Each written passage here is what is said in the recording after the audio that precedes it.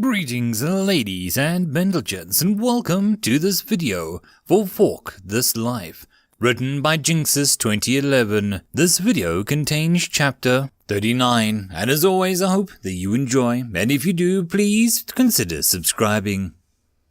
Chapter 39. The light unseen, the fork is keen. The others react to the elven girl's presence with surprise, but Lamar seems particularly shocked.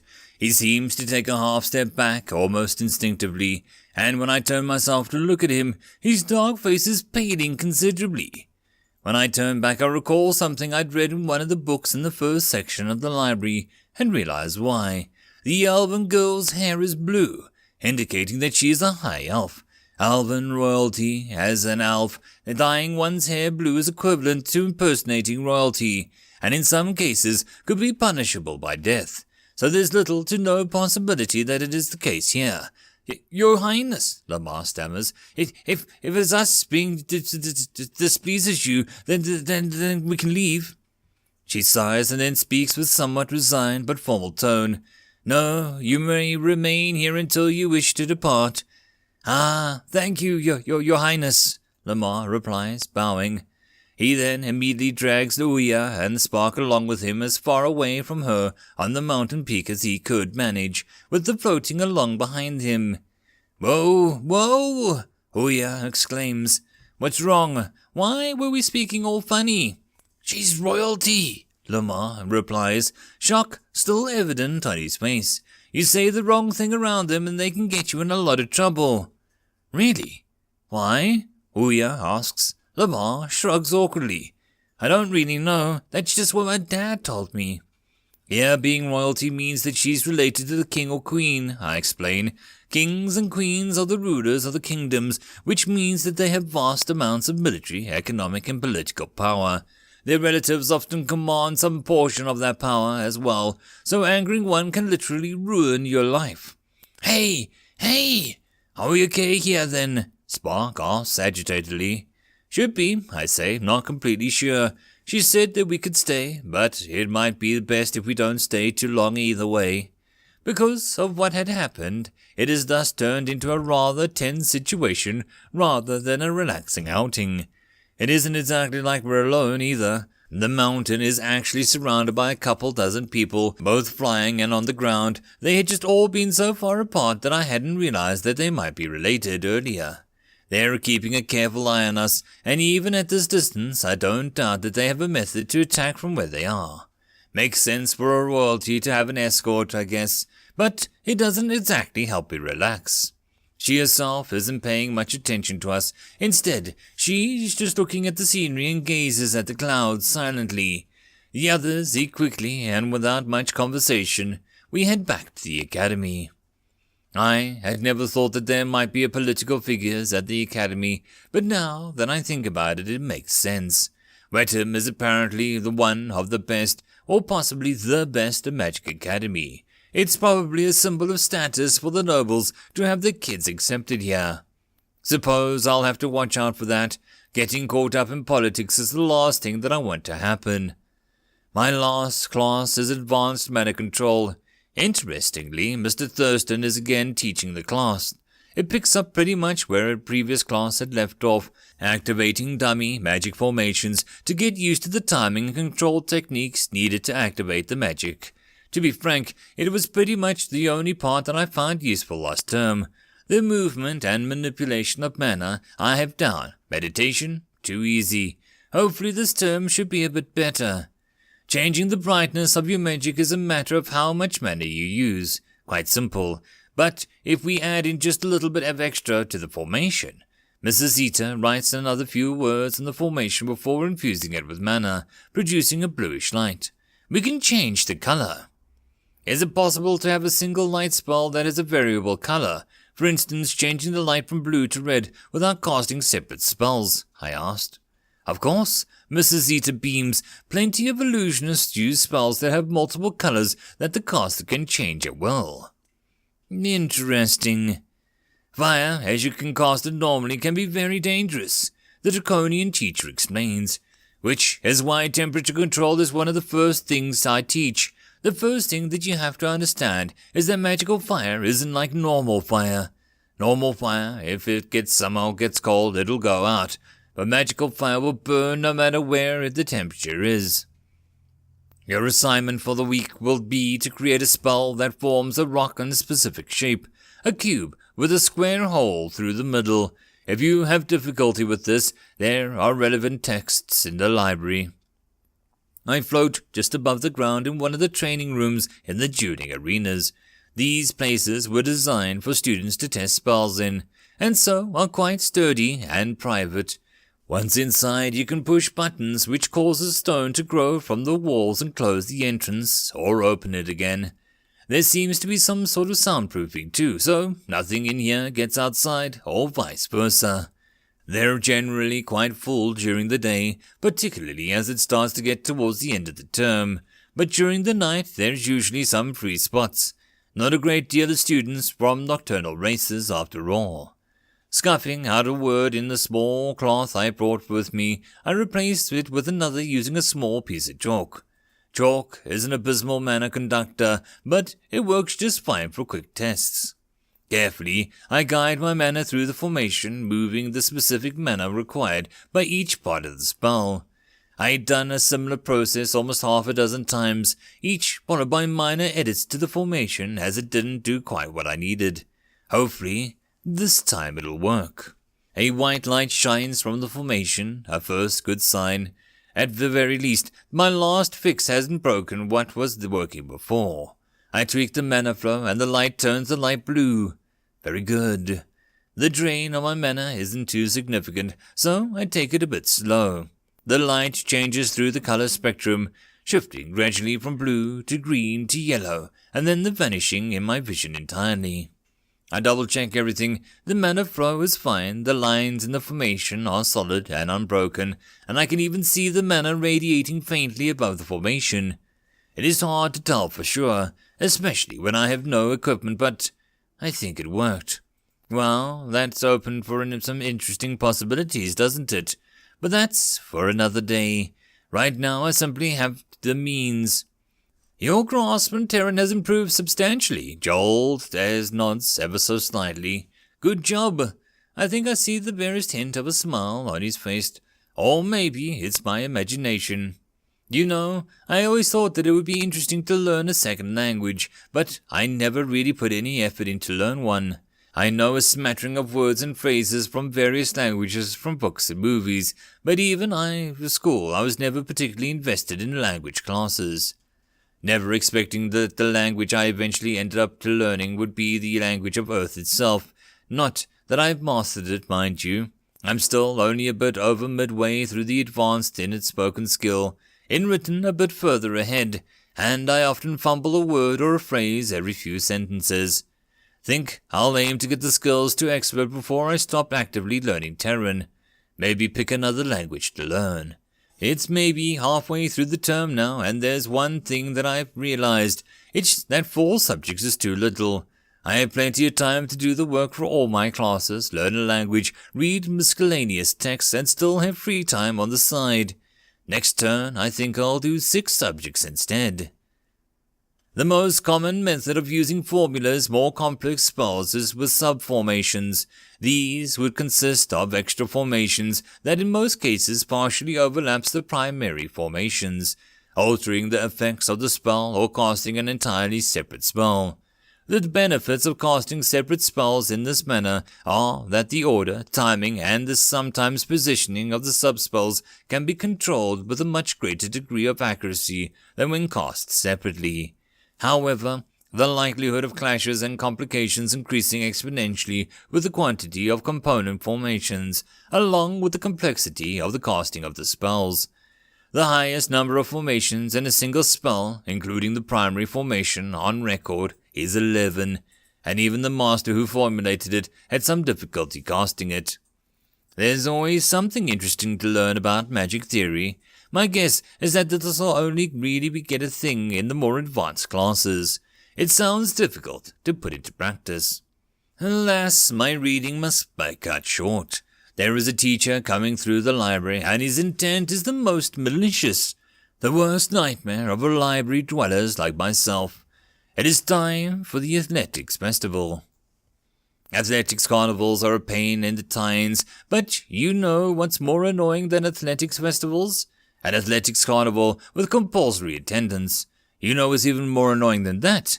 An athletics carnival with a compulsory attendance and participation. Well, at least they don't make you participate in the events that you physically can't do, and you only have to do the one thing in any given category. So, I don't have to do many events. Not exactly like I can lift weights, or throw things, or run. I still have to do the flying race, though. I wait in the line for my year group. They group us in years rather than terms for this. Bored out of my tiny metal brain, nothing to do, nothing to see, just slowly drifting forwards as the line progresses. Can't even review one of the books I've read in fear that I'll drift forward while I'm distracted and bump into the person in front of me. Pointy at first, not that I'm particularly pointy. Speaking of the person in front of me, he's an abnormally tall and lanky boy with a hair that almost looks golden. Oddly enough, his hair is sticking to his head with sweat, as if he's just finished running a marathon. After what feels like a small eternity, the person in front of me and at the front of the line, the teacher, marking us off on the records for activity, picks now, of all times, to try start a conversation. "Hey, you're the kid of the speed demons, right?" the teacher asks the person in front of me. "That's right," the boy smiles. "Name's Auden." "I thought so. I don't see many people with your build or that hair." The teacher nods. "All right, I'll sign you up for all the races." The teacher's pencil. "Wait, there are pencils here? I just assumed for some reason that there wouldn't be. I need to get one. I need to get 10. Pencils are the superior writing implement, no matter how much my teachers in primary school tried to convince me otherwise. Probably don't have erasers, which is a bit of a bummer, but bread works just fine, too. No, I'd really rather not participate in every single foot race events. Just put me down for 100 meter, the lanky boy was saying. "Well, if you're sure," the teacher says dubiously, marking down the selection, and finally getting to me. One tedious conversation spent persuading the teacher that I'm incapable of doing the majority of activities later. I'm able to just get out onto the field. The whole thing is held in the open grasslands to east of the academy.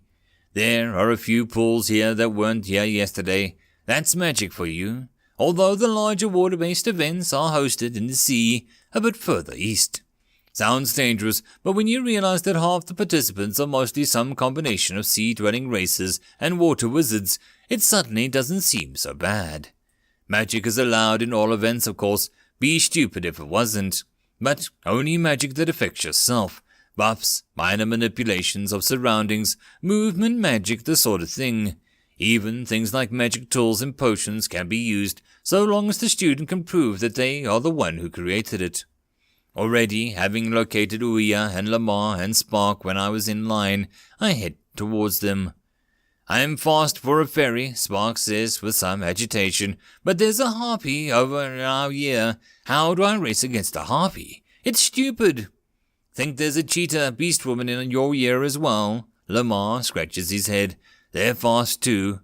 They might have an advantage now, but in later years it'll become magical skill will determine who wins," I interject. "Gerald!" Ouya exclaims. "You're here!" "Yep, I'm here," I reply, drifting down the line on the grass. Not fond of this sort of event, but it'll be interesting to see what more senior students are capable of. "Yeah, that'll be so cool," Ouya says, eyes sparkling.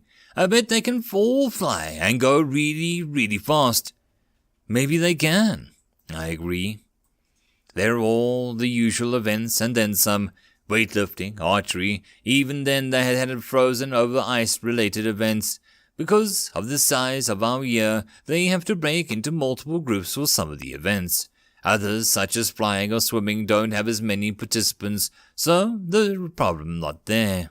I watch a few of my year's foot race events, and, as I guessed, very few people are capable of using magic to assist them in the run. There are a few races in particular I take note of. The one that the Elven Princess is in, for one, didn't do particularly well, but not too badly either.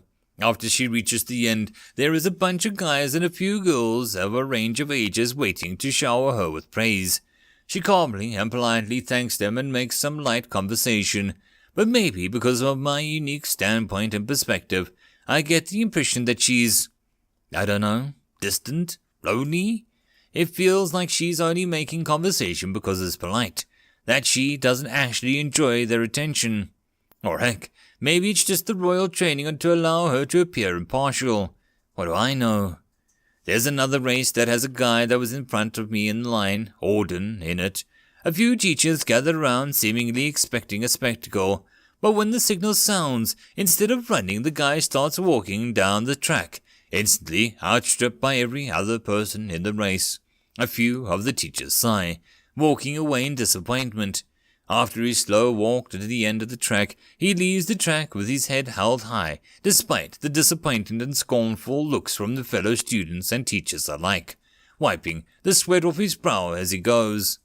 I almost miss Joe's race, mainly because it's difficult for me to see him. He takes the race even less seriously than Auden, and nonchalantly strolls down the track at his own pace. In fact, such a thing doesn't appear to be too uncommon. Another race has a person walking down the track, shielding his eyes from the sun and blinking furiously. Wait, that's Raymond. I'm amazed someone actually managed to pull him out of the library. Wait, isn't he one of the senior years?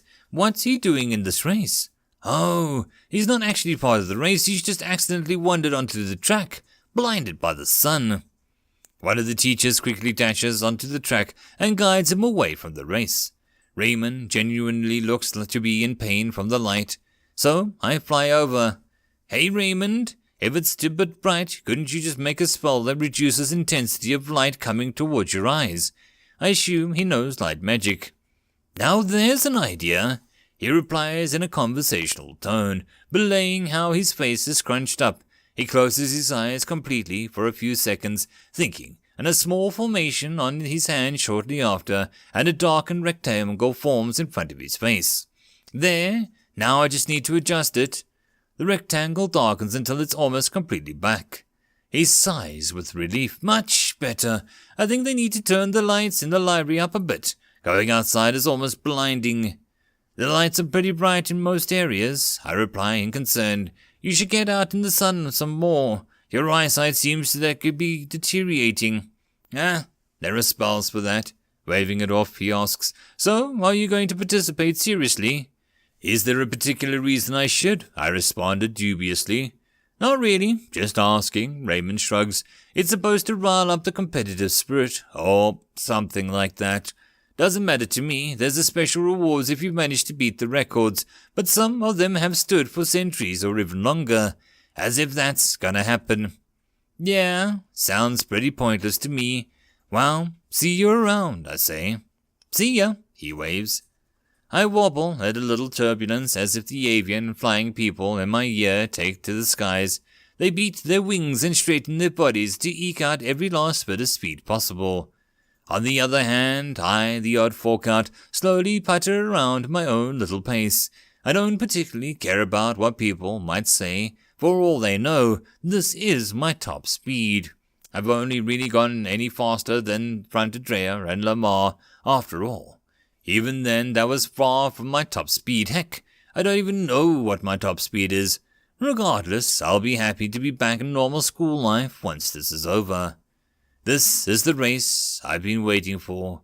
Past third year competing is optional. There aren't any students above the year in the first place, so they start to merge years together for the events. This one is years 6 and up mixed 1 kilometer race, meaning that participants can race via land, sea, air, or some combination of the three. It's held along the coastline on the beach. Despite how many years the race is open to, I hear that there are even few students that have been studying over the decade. There are only 4 competitors. A merman idly treading water, or is it flipping water? As it waits for the race to start, what looks like a mole beast woman squinting between her tiny eyes, and a pale elf hopping slightly from one foot to the other. The last contestant is, I think, a turtle or a tortoise beastkin. Beastkin are descendants of beastmen and the other races, and tend to have more human appearance while still retaining some of their animalistic features. For instance, this man has an unusually long neck, largish eyes, and a thin shell, but mostly human stature, coloration, and even hair.